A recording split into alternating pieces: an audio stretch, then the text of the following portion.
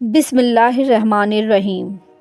ایک بار ایک عورت سلطنت عثمانیہ کے سلطان عبد المجید کے پاس مقدمہ لے کر حاضر ہوئی اور کہا، سلطان معظم، میں اپنے علاقے کے قاضی کے پاس ایک مقدمہ لے کر گئی تھی تاکہ قاضی انصاف پر مبنی فیصلہ کر کے مجھے انصاف دلائے، لیکن میں جب قاضی کے پاس گئی تو بدقسمتی سے اس وقت قاضی اکیلا موجود تھا۔ قاضی میرے حسن اور خوبصورتی کو دیکھ کر پاگل ہو گیا تھا اور اس نے مجھے بدکاری کی دعوت دی۔ میں ایک نیک اور پاک باز عورت ہوں اور میں نے قاضی کی دعوت کو ٹھکرا دیا۔ پھر قاضی کہنے لگا، تو نے اگر میری بات نہ مانی تو میں فیصلہ تمہارے حق میں دینے کی بجائے تمہارے خلاف دے دوں گا اور اس کے نتیجے میں تمہیں بڑی سے بڑی سزا ملے گی۔ سلطان عبد المجید نے اس عورت سے پوچھا، پہلے یہ بتاؤ تمہارا مقدمہ کیا تھا اور تم قاضی صاحب کے پاس کیا مقدمہ لے کر گئی تھی؟ تو وہ حسین و جمیل عورت کہنے لگی، سلطان معظم، ایک دن دوپہر کے وقت میں اپنے خیمے میں بیٹھی ہوئی تھی کہ اچانک مجھے باہر گھوڑی کے ہنہنانے کی آواز سنائی دینے لگی۔ مجھے ایسا لگا کہ میری پڑوسن کی گھوڑی جو ہمارے خیمے سے کچھ فاصلے پر بندھی ہوئی تھی وہ کسی تکلیف میں مبتلا ہے۔ جب میں اس کے قریب گئی تو مجھے پتہ چلا کہ گھوڑی پیاس کی شدت کی وجہ سے چلا رہی ہے۔ میں سیدھا اپنے خیمے کے اندر گئی اور پانی والا برتن اٹھایا اور جا کر گھوڑی کے آگے رکھ دیا۔ گھوڑی پیاس کی شدت سے بہت نڈھال ہو چکی تھی۔ اس نے فوراً وہ سارا پانی پی لیا، لیکن بدقسمتی سے نہ جانے کب اس پانی میں کچھ ایسی زہریلی چیز گر گئی تھی کہ اس پانی کو پیتے ہی فوراً گھوڑی کی موت واقع ہو گئی۔ جیسے ہی یہ خبر میری پڑوسن کو پتہ چلی تو اس نے چیخنا چلانا شروع کر دیا اور اس نے چیخ کر کہا کہ حرامزادی، تو نے میری گھوڑی کو زہر دے کر مار ڈالا ہے۔ میں اپنی صفائی میں اسے بتانے کی پوری کوشش کرتی رہی کہ واللہ میرا ایسا کوئی ارادہ نہیں تھا، میں نے تو اسے پیاسا دیکھ کر اس کو صرف پانی پلایا۔ مجھے نہیں پتا کہ گھوڑی کی موت کیسے واقع ہوئی۔ یہ سن کر میری پڑوسن نے غصے میں آ کر میرے خیمے کے پاس بندھی ہوئی میری قیمتی گھوڑی کھول لی، جو مجھے بہت زیادہ پیاری اور پسند تھی، اور اس کے بعد اس نے کہا، جب تک تم میری گھوڑی کی قیمت ادا نہیں کرو گی اس وقت تک تمہیں تمہاری گھوڑی نہیں ملے گی۔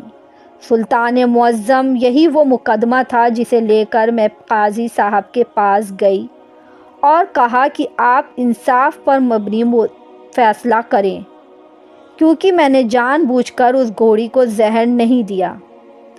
یہ انجانے میں ایک غلطی تھی یا پھر کوئی حادثہ تھا۔ جب میں قاضی صاحب کے پاس گئی تو اس وقت قاضی صاحب عدالت میں موجود نہیں تھے۔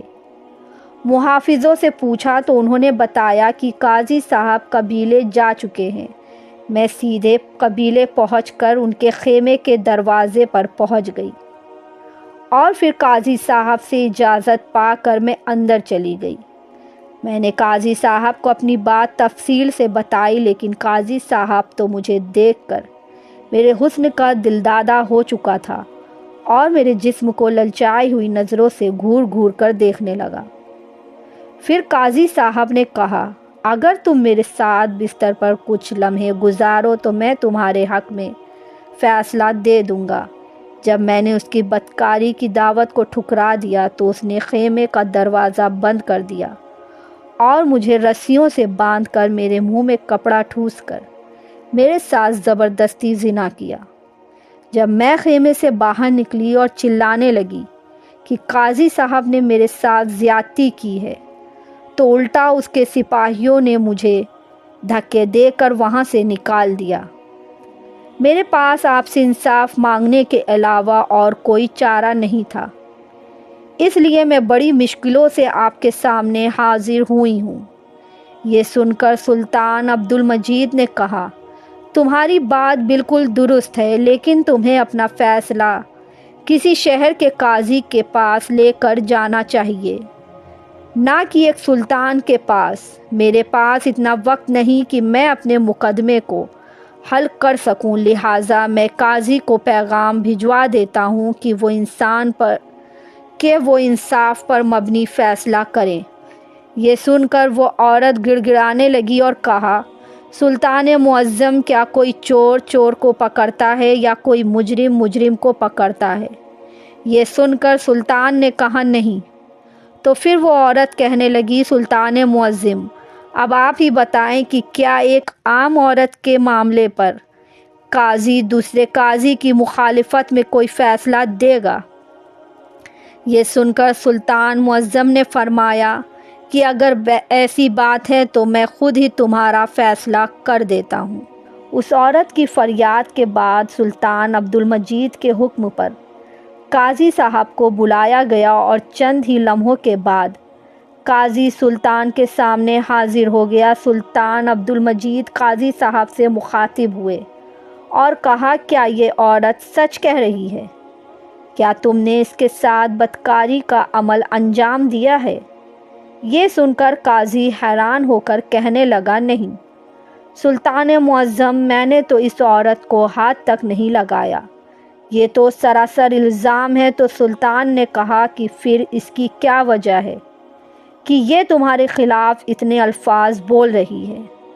اس کے پیچھے کی حقیقت کیا ہے؟ قاضی کہنے لگا، سلطان معظم، یہ عورت میرے پاس مقدمہ لے کر آئی۔ میں نے اس عورت کی بات پوری توجہ اور تفصیل سے سنی کہ میں دوسرے طرف کے بھی دلائل سنوں گا اور گواہان کی گواہی کے بعد ہی اس مقدمے کا فیصلہ ہوگا، اس لیے تم کل صبح میری عدالت میں حاضر ہو جانا۔ یہ سنتے ہی اس عورت کے تیور بدلنے لگے اور اس نے کہا، تم نے اگر میرے حق میں فیصلہ نہ کیا تو میں تمہیں بدنام کر ڈالوں گی۔ یہاں تک کہ اپنے حق میں فیصلہ دلوانے کے لیے اس نے مجھے اپنے جسم کی بھی پیشکش کی تھی۔ میں نے جب اس عورت کی بات ماننے سے انکار کر دیا تو مجھے یہ دھمکی دی کہ تم ایک عورت کی طاقت کو نہیں جانتے ہو۔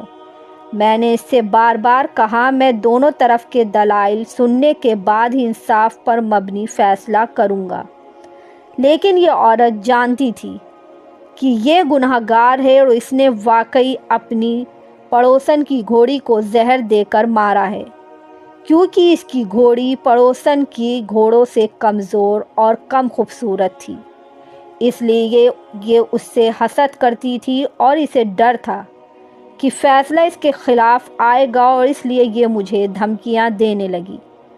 جب میں نے اس کی بات نہیں مانی تو اس نے مجھ پر یہ گھناؤنا الزام لگایا اور آپ کے پاس آ گئی۔ آپ چاہے تو قبیلے والوں سے پوچھ لیں یا خیمے کے دروازے پر موجود محافظوں سے معلوم کروا لیں۔ یہ سن کر وہ عورت کہنے لگی، سلطان معظم، وہ قبیلہ اس کا اپنا ہے اور یہ اس قبیلے کا قاضی ہے، اور بات رہی محافظوں کی تو کیا وہ اپنے سردار کے خلاف گواہی دیں گے؟ اس لیے میں ان دونوں باتوں کو نہیں مانتی۔ اب آپ ہی بتائیں کہ کیا ایک عورت اپنی عزت کو خاک میں ملا کر کسی مرد پر اس طرح کا گھناؤنا الزام لگا سکتی ہے، اور وہ بھی اتنے بڑے قاضی پر؟ اب سلطان عبد المجید دونوں کے دلائل سن چکا تھا، لیکن سلطان کی سمجھ میں نہیں آ رہا تھا کہ ان میں سے کون سچا ہے اور کون جھوٹا۔ اس عورت کے پاس نہ کوئی ثبوت تھا اور نہ ہی قاضی صاحب کے پاس کوئی ایسا ٹھوس ثبوت تھا جس سے ان دونوں میں سے کسی کو بھی بے گناہ ثابت کیا جا سکے۔ تھوڑی دیر سوچنے کے بعد سلطان عبد المجید نے حکم دیا کہ ایک بڑا سا برتن لے کر آؤ۔ سلطان کے حکم پر ایک بڑا سا برتن حاضر کیا گیا۔ پھر سلطان نے حکم دیا کہ اس میں چشمے کا صاف، شفاف اور پاک پانی ڈالو۔ برتن میں آئینے کی طرح شفاف پانی ڈالا گیا۔ اس کے بعد سلطان عبد المجید نے قاضی صاحب کو حکم دیا کہ قاضی صاحب، آپ اس برتن میں لباس سمیت پورے جسم کو ڈبو دیں۔ یعنی اس طرح ڈبوئیں کہ جیسے آدمی چشمے میں نہاتا ہے۔ قاضی صاحب نے سلطان کے حکم کی تعمیل کی اور فوراً اس برتن کے اندر پیر رکھ کر نہانے لگا۔ سارے درباری حیران تھے کہ سلطان معظم کیا کر رہے ہیں۔ اس کے بعد سلطان عبد المجید نے حکم دیا کہ میرا اپنا ذاتی گھوڑا لے کر آؤ۔ تھوڑی دیر گزری کہ سلطان کا گھوڑا سلطان کے سامنے حاضر ہو گیا۔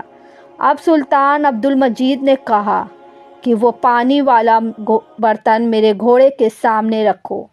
جیسے ہی وہ پانی کا برتن سلطان کے گھوڑے کے سامنے رکھا گیا تو گھوڑے نے فوراً پانی پینا شروع کر دیا۔ یہ دیکھ کر سلطان عبد المجید نے کہا، اے مکار عورت، تم سراسر جھوٹ بول رہی ہو۔ قاضی بالکل بے گناہ ہے اور اس نے تمہیں ہاتھ تک بھی نہیں لگایا۔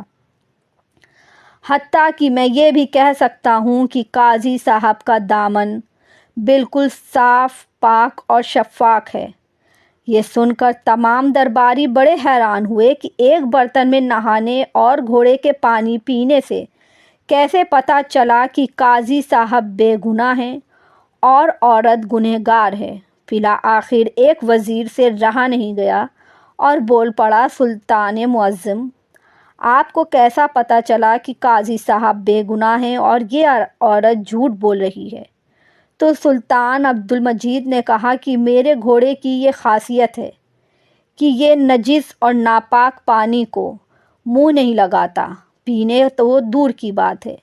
اگر قاضی صاحب نے اس کے ساتھ بدکاری کی ہوتی تو یہ پانی نجس ہو جاتا اور گھوڑا اسے منہ تک نہ لگاتا، اس لیے یہ عورت سراسر جھوٹ بول رہی ہے۔ اس کے بعد سلطان نے اس عورت سے کہا کہ اب تم خود ہی سچ سچ بتا دو، ورنہ تمہیں ایسی سزا ملے گی کہ تم دوسروں کے لیے نشان عبرت بن جاؤ گی۔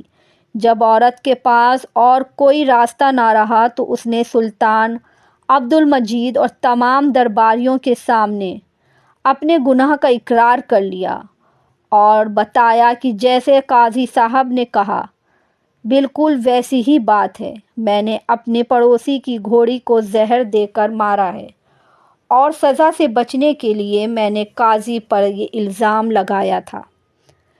اس کے بعد سلطان عبد المجید نے فیصلہ سنایا کہ گھوڑی کے قتل کے عوض تمہیں گھوڑی کا جرمانہ ادا کرنا ہوگا اور ایک معزز اور نیک ایماندار قاضی پر گھناؤنا الزام لگانے کے جرم میں تمہیں 1 سال کے لیے جیل میں ڈال دیتا ہوں۔ تو اس طرح سلطان عبد المجید نے نہایت ہی عقل مندی کے ساتھ اس عورت کی مکاری کو پکڑ کر قاضی صاحب کو انصاف دلایا اور عورت کو اس کے پایہ میں انجام تک پہنچا دیا۔